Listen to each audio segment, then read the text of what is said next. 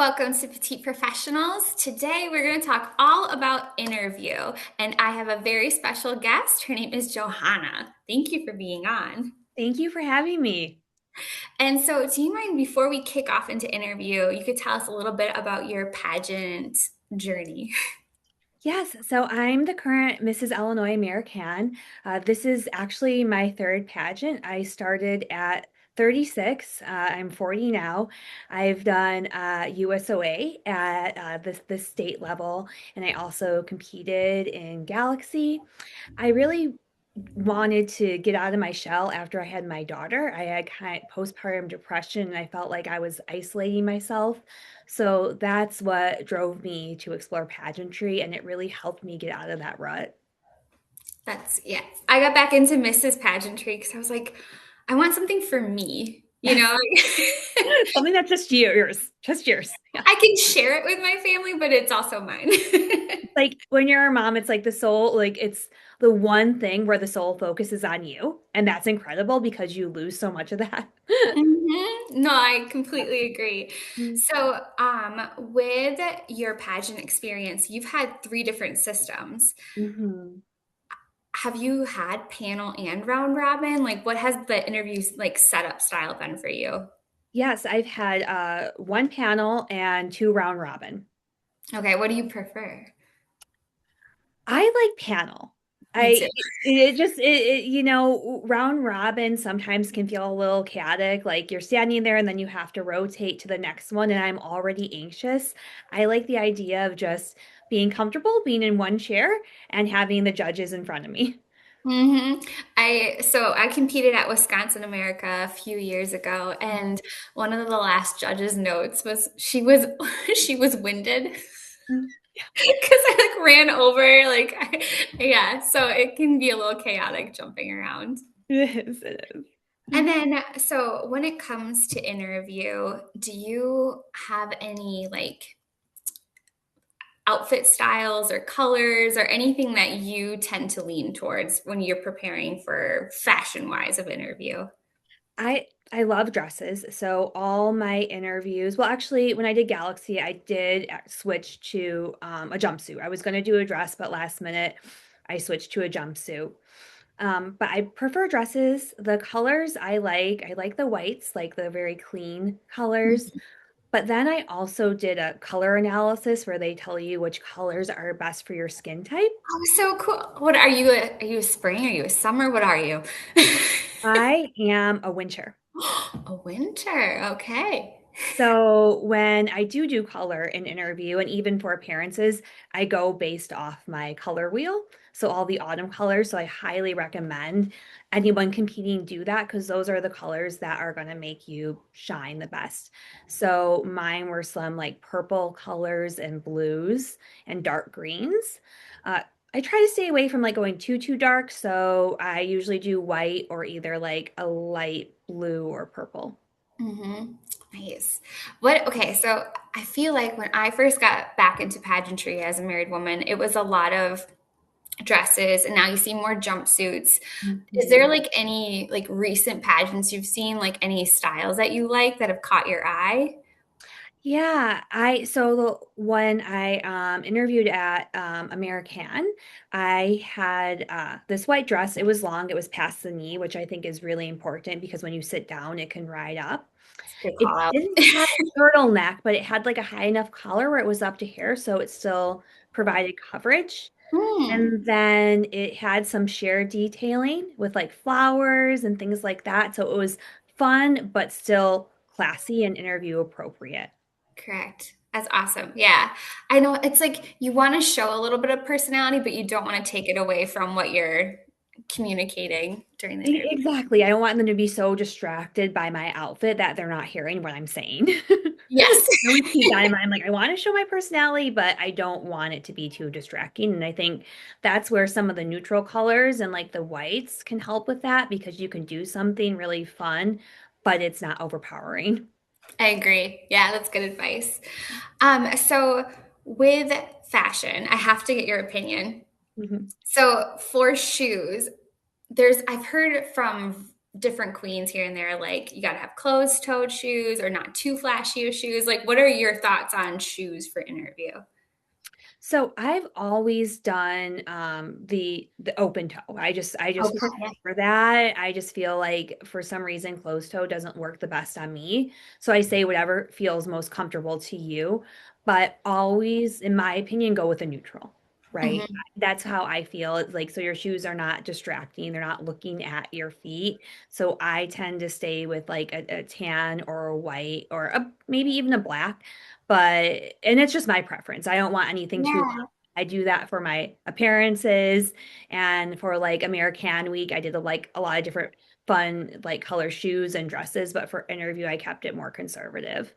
No, that's a really good call because, like, when you're going to rehearsals or doing appearances, that's when you can have more of a flashier shoe. But Yeah. again, interview, it's should all be about This, right. So they what's hear going what you're on in saying, here. what's in the head. Yes, exactly. Exactly. Well, and then and like I've judged pageants before too, so now I have that perspective of being a judge, and sometimes you do get distracted. You don't want to be. And Mhm. even like you might like love someone's shoes, right? They might come in with like a bright pink or yellow shoe, and you're like, I really like that shoe, but now I'm focused on the shoe and not what they're saying. Yes. No, that's a really good call out. I think anyone that's going to be watching this, if you have the chance to judge, Yes. because my last time judging a pageant, it was with the MOA system, and Mhm. they're standing, and I didn't even see their shoes because I'm sitting down, they're Right. standing. And then the outfits I do remember, like the things that I remember, like was when it was ill fitted. You know what I mean? Like where it was like kind of like the top like was kind of like loose or disheveled. Like that's more of what I'm looking at is like how does it fit on your body? Yes, and that's huge too. So I would say like have a good seamstress and even like have someone who can fit you even like a week out. So I developed a really good relationship with my local seamstress because, a week before the pageant, I lost a lot of weight. So I had to have everything taken in again. So make Mhm. sure to try everything on even that week before so it is fitting well.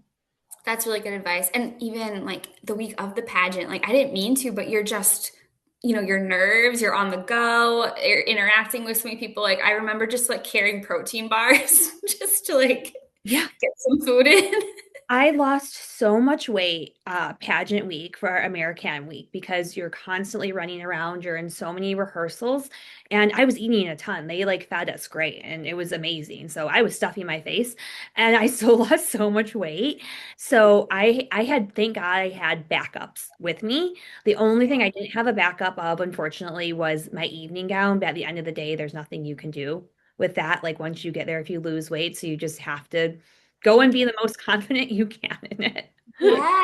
Because America, what was that? Like 8, 9? How many Yeah. days? Yeah, it's like 8 days. Yeah, yeah. Yeah. And you're doing like three rehearsals a day sometimes. You're running back and forth. The hotel Mhm. is like huge. So, your makeup might be on one end of the hotel and then your tannies and on the other side, then it's rehearsal. So we're constantly running. So we all lost so much weight. And so that's another, I mean, and maybe, I should have even brought another evening gown, right? Like hindsight's 2020, like a backup. But that's tricky because if you do a Mhm. custom like I did, it's expensive. So, Yeah.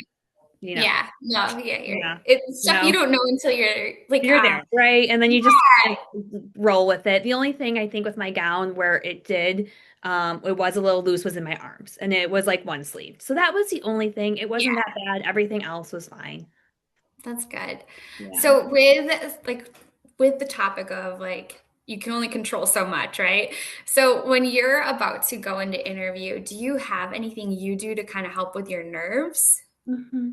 or any Yes. suggestions? Yes, I do something called the butterfly hug. So it's Here, this psychological time. tapping. I've actually done with this with girls before they interview when we're like standing in line. I've seen girls panicking and I sit on the floor with them and the therapist in me comes out and try to Yeah. calm them. But it's is this like back and forth. It's a bilateral stimulation that's really calming to your nervous system.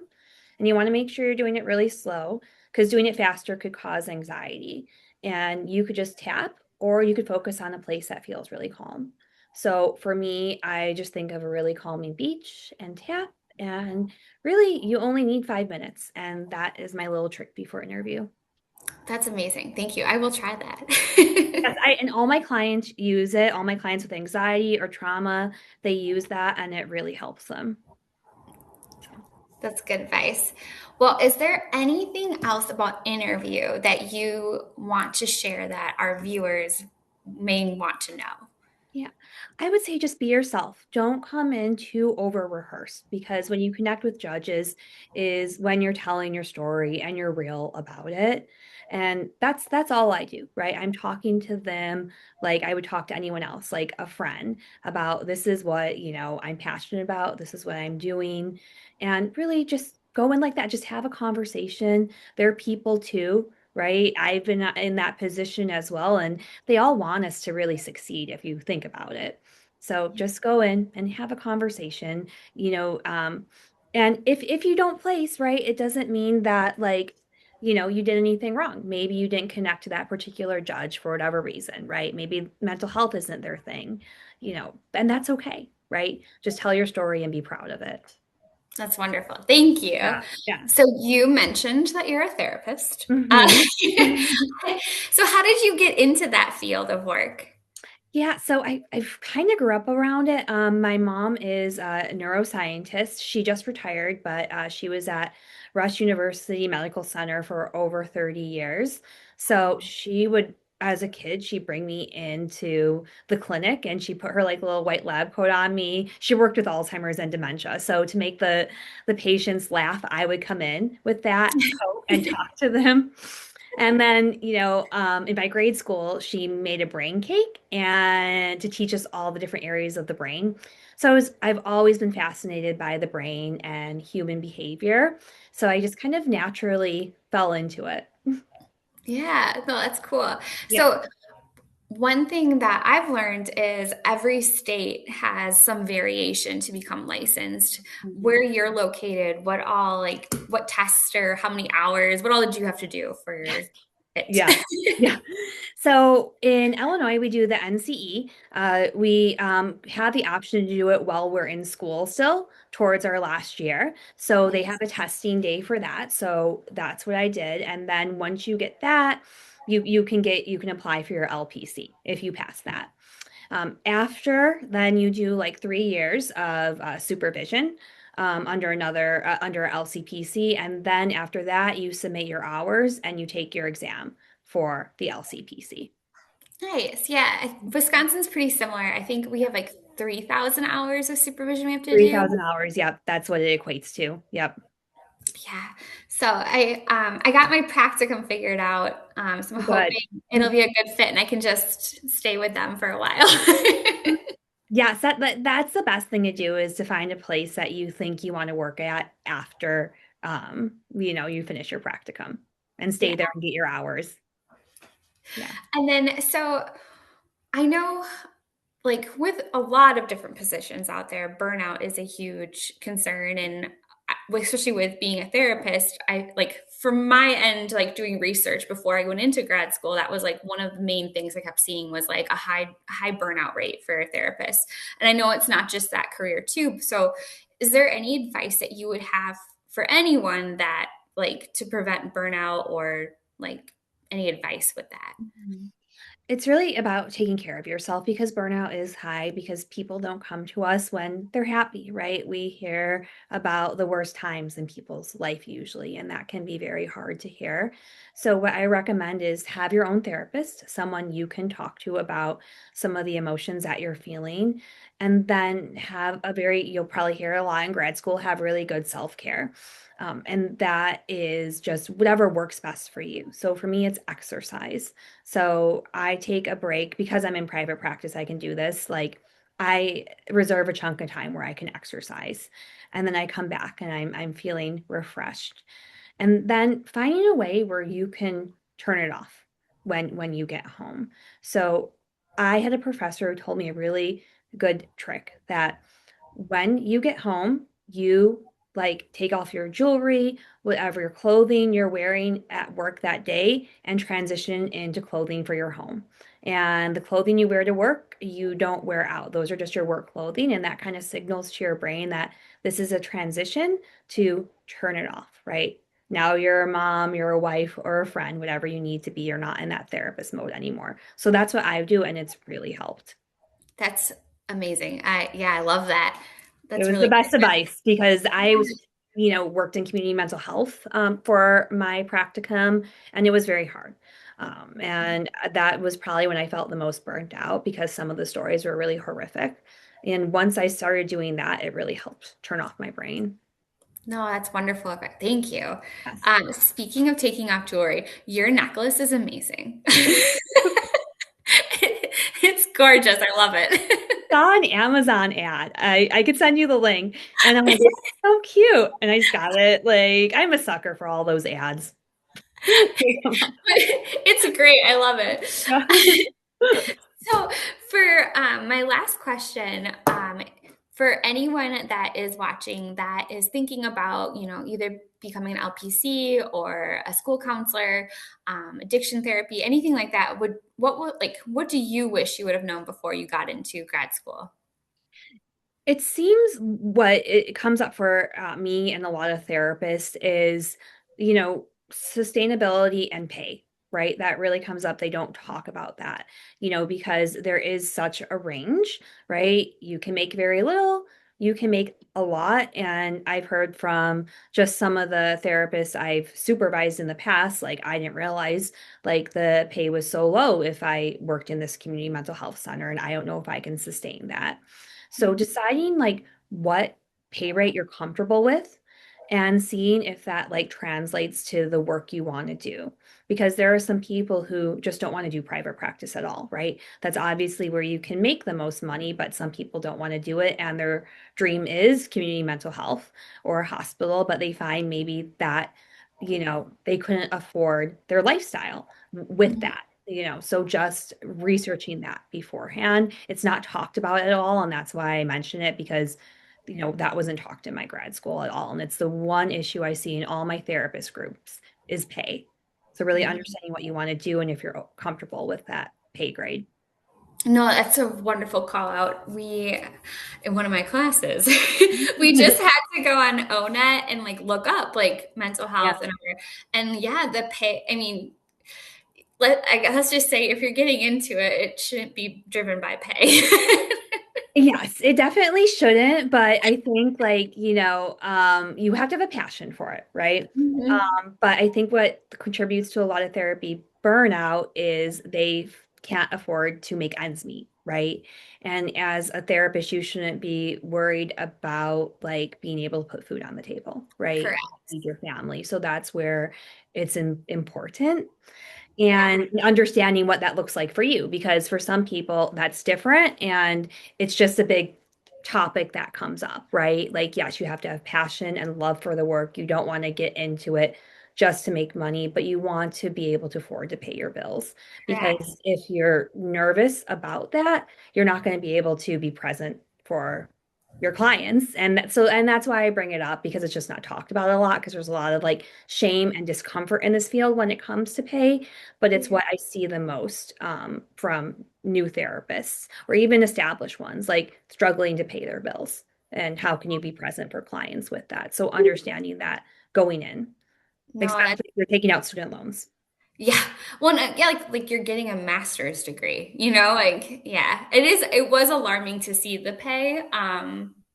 But like you said, it can vary so much. So It varies so much. You can have a practice. Like I have a mentor, right? She's in her 70s now, but she opened up a ton of group practices and she does $2 million a year, which is up here, right? And then, my first job in community mental health was just 28 grand a year, right? It's like it's so vast. So that's why it helps to know like what you want to do and what your plans are so you can plan that out and see mhm. if that works for your life. No, that's a great call out. And yeah, Of super helpful. Thank you so much. course, of course. Thank you for taking time out of your day to do this. I Yeah. appreciate it so much. Yes, of course. Of course. It was great talking with you. Yeah, you too. Okay, don't forget to tell me the link to that necklace. And I will send that to you after we get off. Cool. Well, I am gonna let you go. Thank you so much for your time. And do you have anything else you want to share before we wrap up? Just go in and be your genuine self and have fun. The moment pageantry is not fun, then why are you doing it, right? Just have fun. Yeah, perfect. Yeah. All right, thank you. All right, you're welcome. Bye.